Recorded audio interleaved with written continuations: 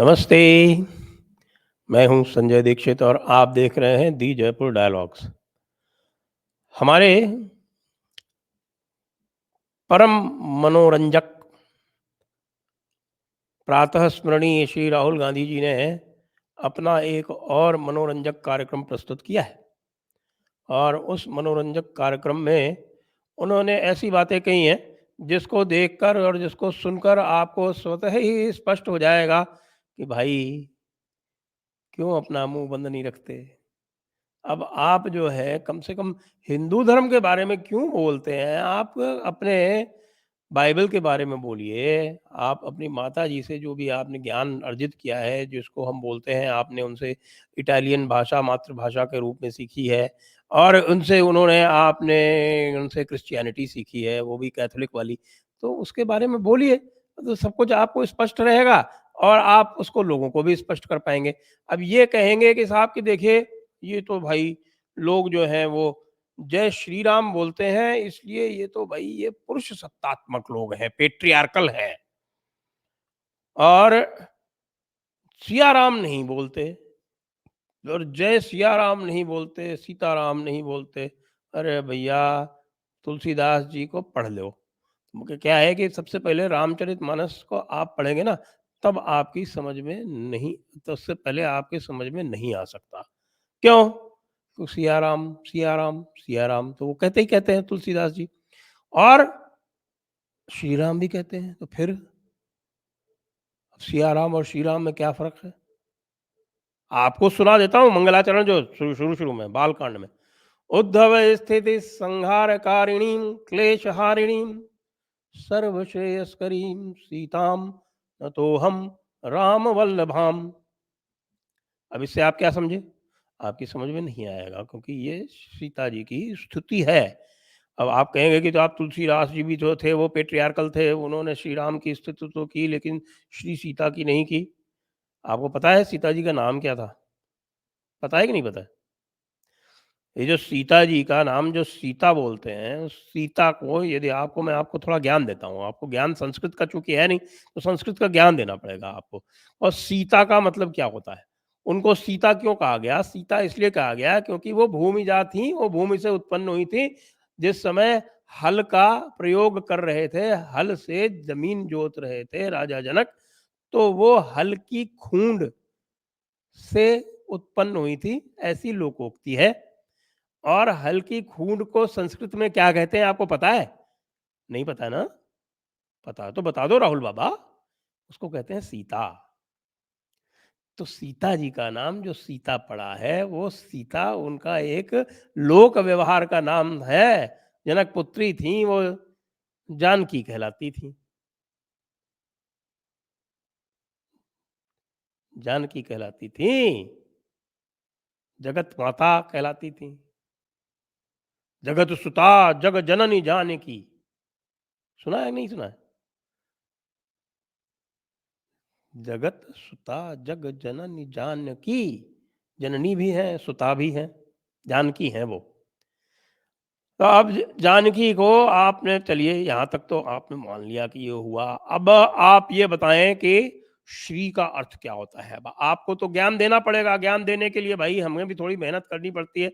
तो हमने अमरकोश से, अब ये मत पूछिएगा अमरकोश क्या होता है, क्योंकि अमरकोश जो है वो आप ये कह सकते हैं कि संस्कृत से हिंदी की जो आज तक की सर्वमान्य डिक्शनरी है उसको कहते हैं अमरकोश।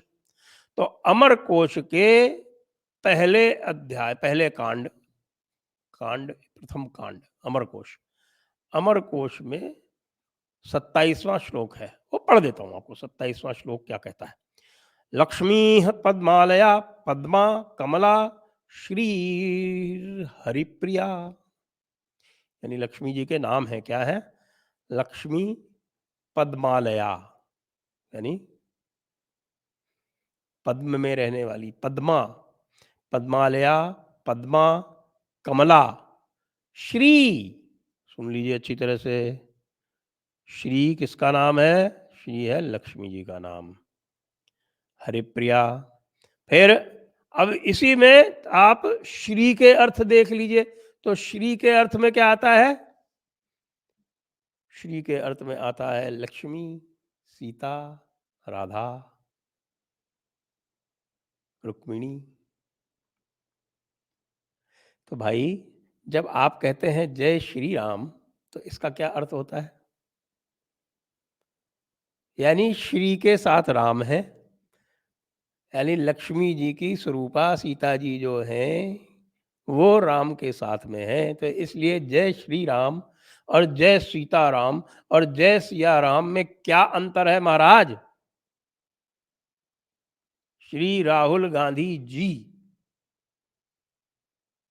वही वाली बात है।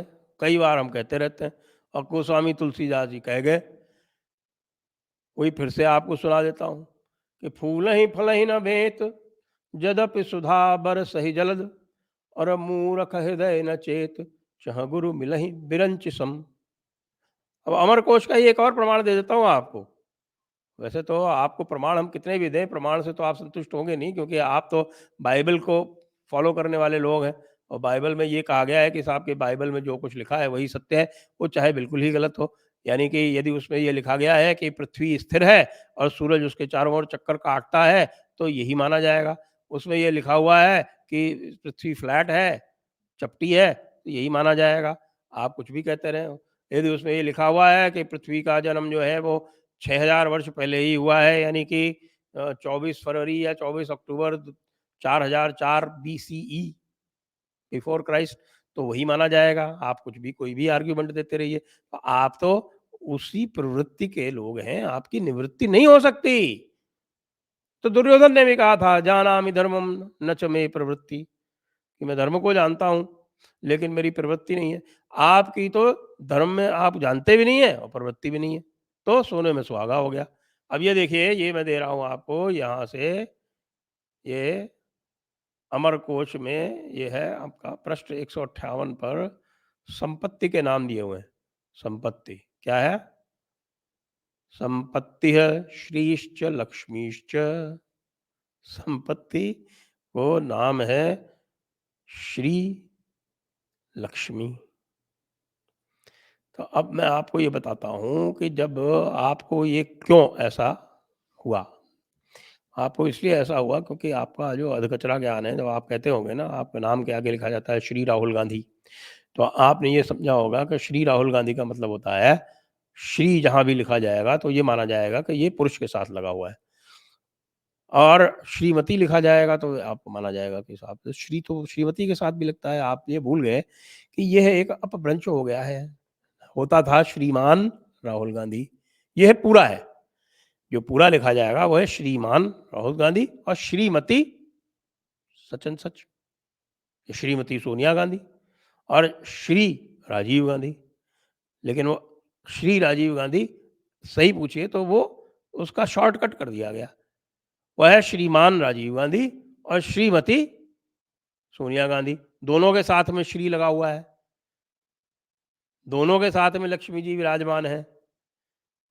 दोनों के साथ में लक्ष्मी जी क्यों विराजमान है? क्योंकि लक्ष्मी जी का नाम यदि किसी के सामने लगा दिया जाए, किसी के नाम के सामने लगा दिया जाए, तो वो शुभ होता है।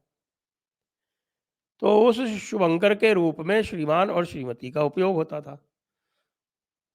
कुछ भाई लोगों ने श्रीमान को श्री कर दिया। यदि आप देखेंगे पुराने, या मैं तो आपको कहता हूँ गांधी वाङ्मय ही पढ़ लीजिए, तो अंग्रेजी में जब लिखा होगा तो उसमें लिखा होगा एसजेटी। एसजेटी क्या होता है? श्रीयुत। पुरुषों के नाम के साथ श्रीयुत लगता था और महिलाओं के नाम के साथ श्रीमती लगता था। श्री तो दोनों में ही था। तो ये बताइए कि जब श्री राम है तो वो श्री के साथ लक्ष्मी जी के साथ राम है, उसमें कोई आपत्ति क्या आपको? आपको कोई संदेह है कि सीता माता जी जो थी वो लक्ष्मी जी का ही प्रतिरूप थी यहाँ इस धरती पर? अवतारों को आप मानते हैं या नहीं मानते हैं? मुझे तो नहीं लगता मानते होंगे अब अवतारों को। तो आप अंदर ही अंदर कहते होंगे कि ये तो अंधविश्वास है, और जिस प्रकार से बहुत सारे लोग कहते हैं कि साहब कि ये जो अवतारों वाली जो कथा है, ये तो कथाएँ हैं, ये तो मिथक है। राम और कृष्ण तो हुए ही नहीं है। अंततः आपकी ही तो कांग्रेस पार्टी ने ये एफिडेविट दिया था, शपथ पत्र दिया था कि राम का कोई अस्तित्व नहीं है। अच्छा, श्री कृष्ण क्यों कहते हैं फिर ये बताइए? श्री कृष्ण क्यों कहते हैं? श्री कृष्ण तो और भी अधिक प्रचलित है। जय श्री कृष्ण सुना होगा आपने, जय श्री राम भी सुना होगा। अब इसका आपके पास कोई उत्तर नहीं मैं जानता हूँ, लेकिन आपको कुछ बोलना था तो आप बोल गए। अब बोलने के लिए तो क्या कहें, अब हम आपको कुछ और बोलेंगे तो फिर आप कहोगे कि बोलता है।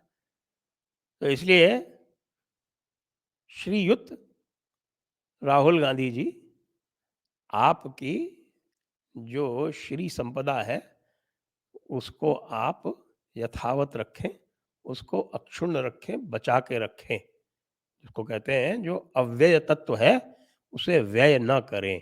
अभी तो आपका जो अव्यय तत्व है, वही व्यय हुआ जा रहा है। समझ गए? नहीं समझे होंगे, तो किसी को बुला के किसी विद्वान को समझ लीजिएगा। जय श्री राम।